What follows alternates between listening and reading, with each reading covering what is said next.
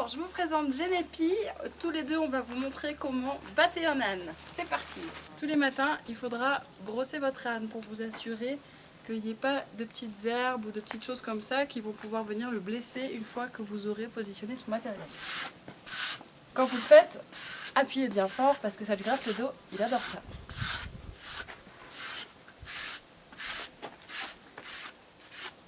C'est pas nécessaire de lui brosser les pattes, mais n'oubliez pas de brosser aussi au passage de sangle.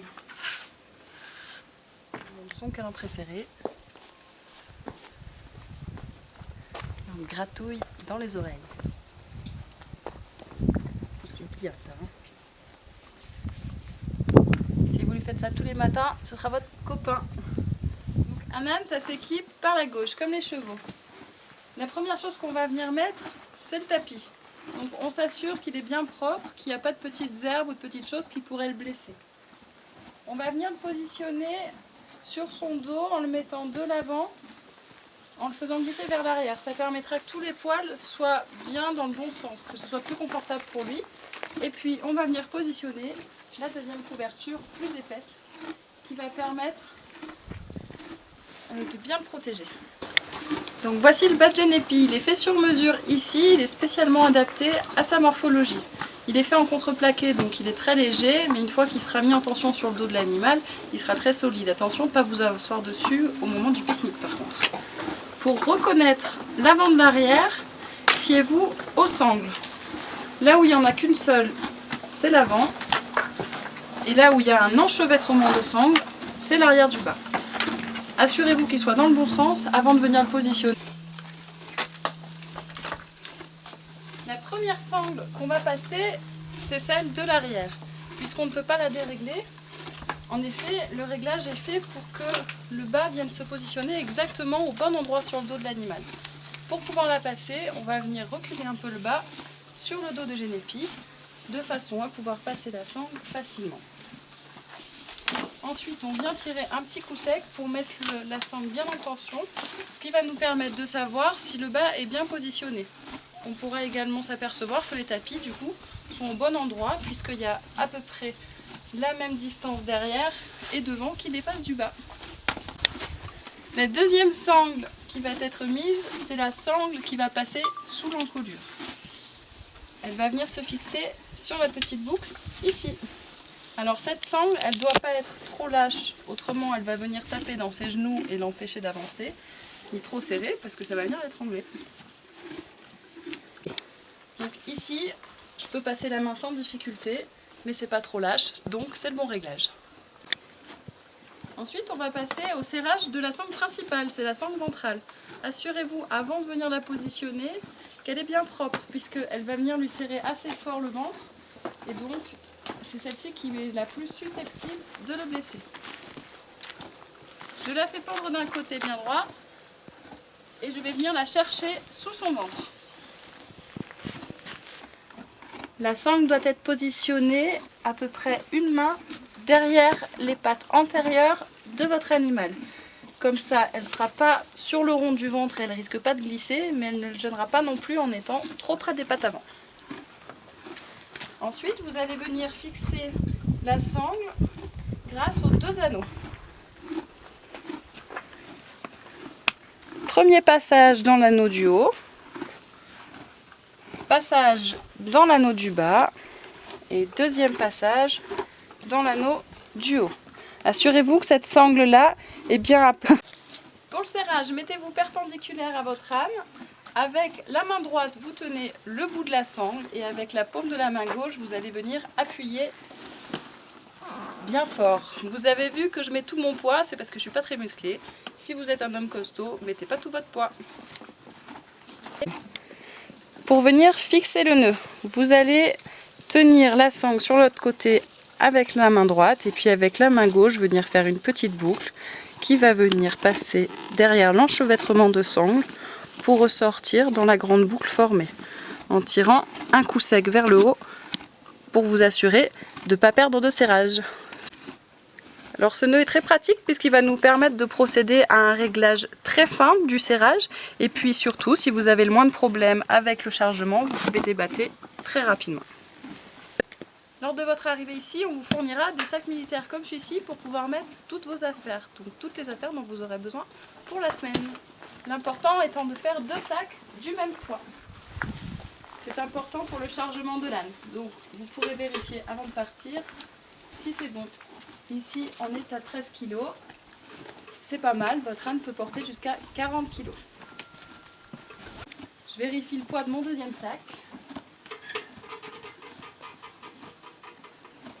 13 kg également, parfait, on peut procéder au chargement. Avant de procéder au chargement de Genepi, on va vérifier que son matériel est bien installé. Ça veut dire que le bas est bien centré sur le dos, les couvertures sont positionnées au bon endroit et que chaque sangle en cuir est bien à plat, donc pas vrillé, ça va éviter de le blesser. La dernière chose qu'on vérifie, c'est si le bas est bien positionné sur le dos de Genepi. Pour ça, on va passer à l'arrière et s'assurer qu'il est bien centré sur le dos.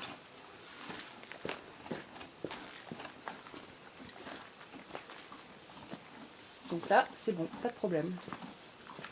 La sacoche va nous permettre de venir positionner les sacs militaires sur le dos de Genepi.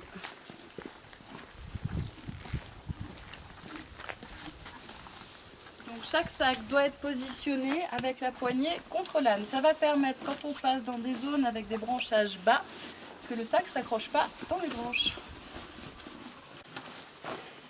Et en provençal, on dit « en cascaille » pour que la sacoche elle soit bien positionnée.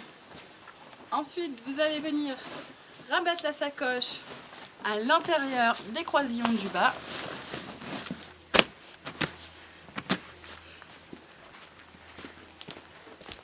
Pour s'assurer que notre chargement est bien équilibré, on va se fier au fond des sacoches. Il doit être au même niveau, le volume n'a pas d'importance. Là, le chargement n'est pas équilibré. Pour remédier à ça, je vais venir du côté où la sacoche est le plus bas et simplement la relever un petit peu.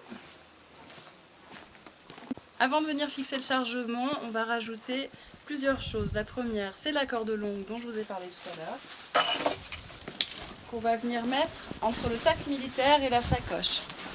Tout ce que vous rajoutez entre le sac militaire et la sacoche, assurez-vous que c'est bien enfoncé, que ça ne risque pas de tomber, autrement ça va lui tomber dans les pattes et ça va l'effrayer. De l'autre côté, je viens rajouter la pharmacie, toujours pour que le poids soit équilibré.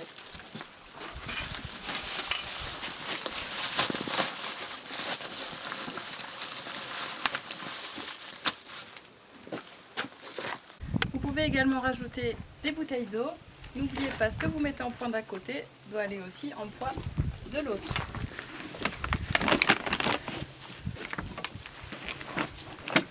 Même chose, veillez à ce qu'elle soit bien tenue. C'est important de prendre au moins 2 litres d'eau par personne puisque vous ne pourrez pas ravitailler en cours de route. Ne buvez pas l'eau des torrents, il y a les troupeaux en altitude l'été, c'est pas la meilleure idée.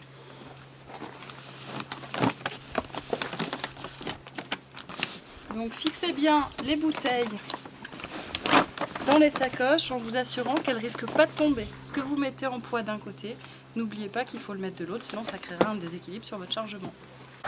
Donc votre pique-nique va venir se positionner sur le haut du bas. Donc chaque jour vous aurez un pique-nique qui est fourni par votre hébergement dans une petite glacière avec des packs de froid à l'intérieur pour que ça reste bien frais.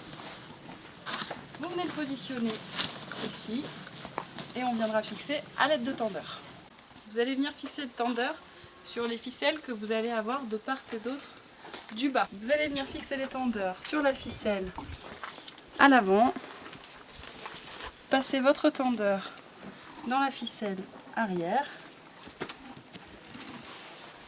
le mettre en tension et revenir le fixer en haut du bas à l'avant. De cette façon, votre sac militaire est bien tenu pendant les descentes.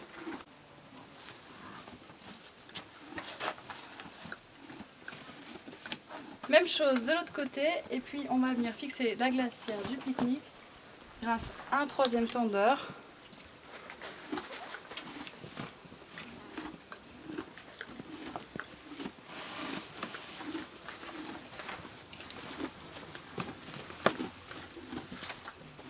Voilà, le chargement est fait.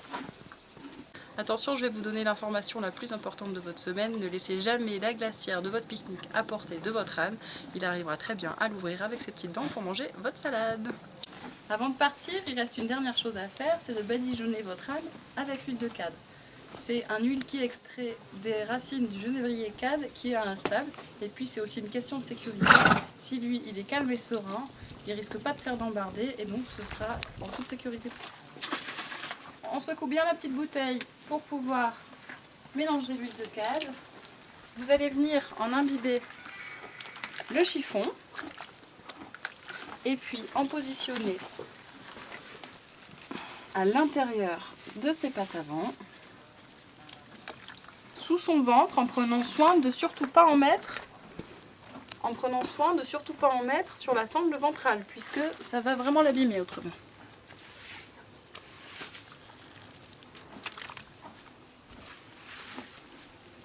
Entre ses pattes arrière, ne vous inquiétez pas, il ne risque pas de bouger.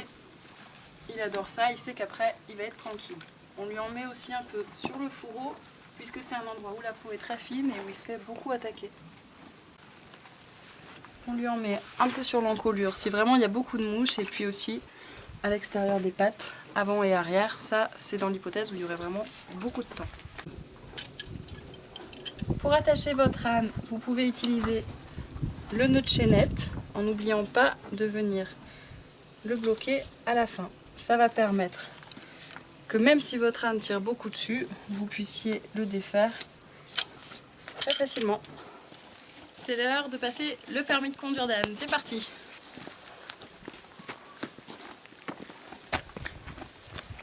Donc pour avancer, l'ordre c'est « Tsé ». Il faut le dire d'une voix forte et décidée. Si vous êtes convaincu que ça va marcher, ça marchera. Si vous n'êtes pas sûr, il va le sentir.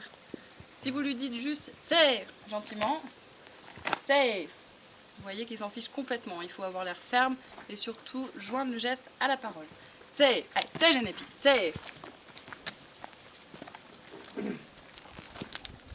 Pour s'arrêter, oh, et vous pouvez vous mettre face à lui, la main sur le museau si jamais il ne veut pas s'arrêter.